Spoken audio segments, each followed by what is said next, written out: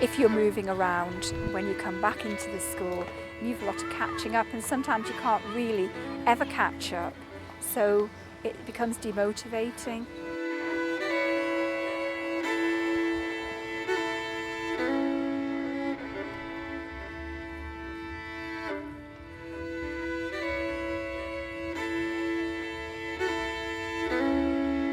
They can be the most socially excluded group, and that is recognised. People do call us names sometimes about we travel, and we don't really like that. It's the attitude of the travellers themselves that is really pressed us to change our responses. I think it's a good thing that I'm trying to make something of my life.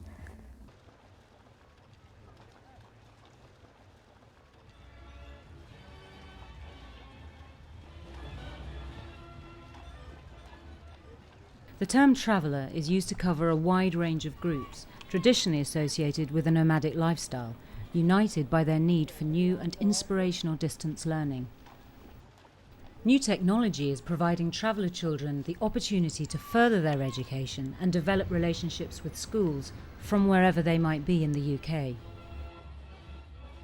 I think with the showman, in some ways, it's a little bit easier than it perhaps is with some other groups of travellers, because generally speaking, showmen return to the same base school every winter. And so we do have a bit of continuity there to start off with. But with other travellers, they may not return to the same school every time they've been travelling. I think the difficulty we have with lots of travelling children is they move from area to area and they don't gain links with schools, they don't build links with schools. Traveller children have a number of difficulties that they have to overcome, or barriers that they have to overcome in accessing education. They very often, are moved on when they stop, and in that situation it's really difficult to have them attend school for any reasonable amount of time. The grandparents of traveller children now, they perhaps had very poor negative experiences at school or didn't go very often. Now there's a network of travel education services who try to make sure that children have a positive experience in schools. Much of recent traveller education work is encouraging families to embrace the education system. The attitude towards school in the traveller community is changing, and it's changing, I think, quite markedly, and actually I think quite quickly. So there are more and more traveller families but they're recognising that maybe they need to make a little bit of a sacrifice in order, maybe change their lifestyles a little bit in order to secure their children a continuing place in school. So it's the attitude of the travellers themselves that is really pressed us to change our responses. Distance learning is evolving, and a new generation of traveller children are being encouraged to embrace education through the use of IT.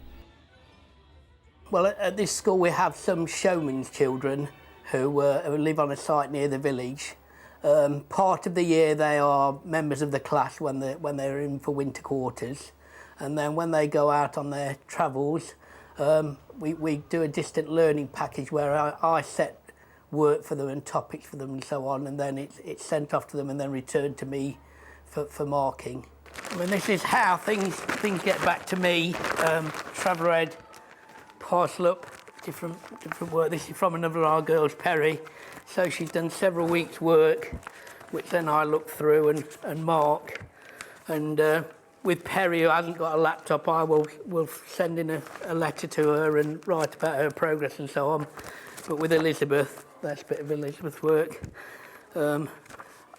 I can contact her straight away now if I wanted to. I could go to the computer and do an instant recall of that and give us my comments. Elizabeth was one of the first traveller children to receive an internet-ready laptop as part of a new distance learning scheme. When she first went to school, we didn't want her to be sort of different to anybody else. We wanted her to be, fit in with the other children. But obviously she's not. Obviously she does, she is different. It's back to front. She starts school in October, she finishes in March, then she goes out travelling. The school are very good and they've accepted Elizabeth very, very well. Click on that one first, that one, yeah. Right. Hi Elizabeth, I hope you got your new pack. It just keeps raining all the time here. Jackie. Jackie, do you want to read the next one then? What does that... So this is a new pack for Elizabeth, which will be sent out in the next few days. Elizabeth's been doing distance learning now for 3 seasons.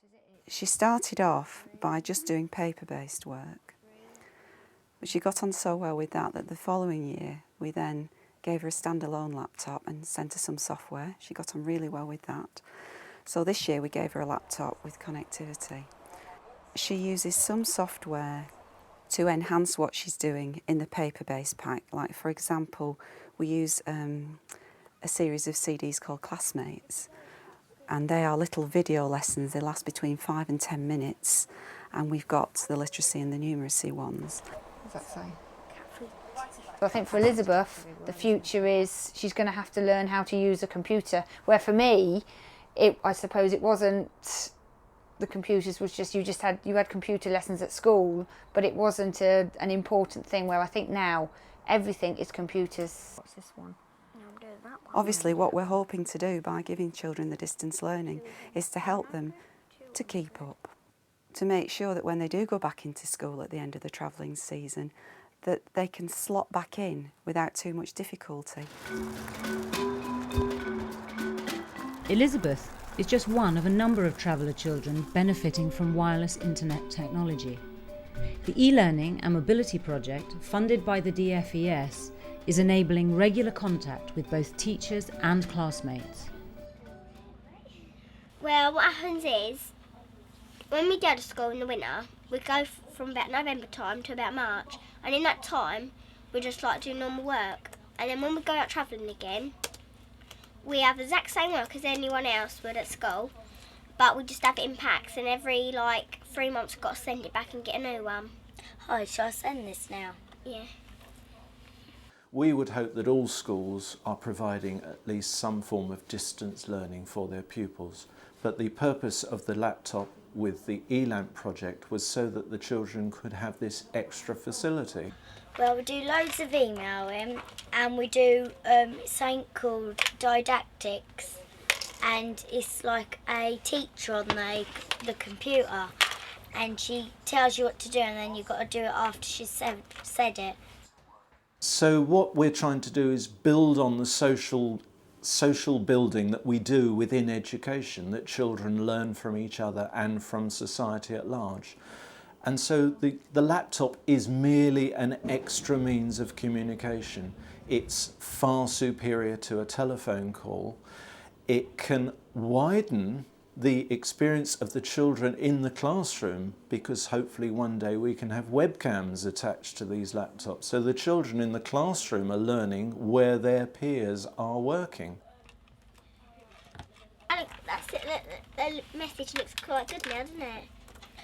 Can we put in coloured? Yeah, if you want. Sometimes we don't get a signal. And when we don't get a signal, it's quite hard, really, because you try and do your work and you can't get a signal. Yeah, connectivity has been a problem, largely because the fairgrounds tend to be in amongst trees, on a field, in the park, and of course the data cards tend to be influenced by such things as trees. So yes, it isn't the best situation. One parent I know has driven his child to the top of the nearby hill in order to transmit. Such is their dedication to their work. We get very bad reception around the country with the laptops, and sometimes I've even drove them down the road a couple of 3 miles in the car, and they've got all the work ready, and we've drove down the road and then they've sent the email from a couple of mile away. Every time I used to go back to school, I used to cry, right, because I never used to like it, because I used to get scared. When we got the laptop, I picked up a bit, and because I was talking to my friends on the laptop, through the laptop, when I went there I was just all happy, and that was it, really. They've got the self-esteem of being able to do their own work and to complete their work independently, which is an adult skill we also want them to acquire. and also to still feel they belong to the wider community and the community within their school, even though they are not physically there.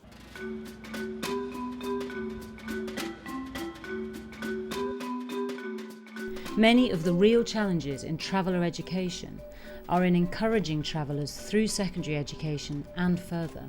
I think one of the changes that I've observed with the Gypsy families in particular is that the traveller families often were reluctant to let their children receive a secondary education because they felt that their children might be drawn away from their home culture, might be attracted to the wider community's culture.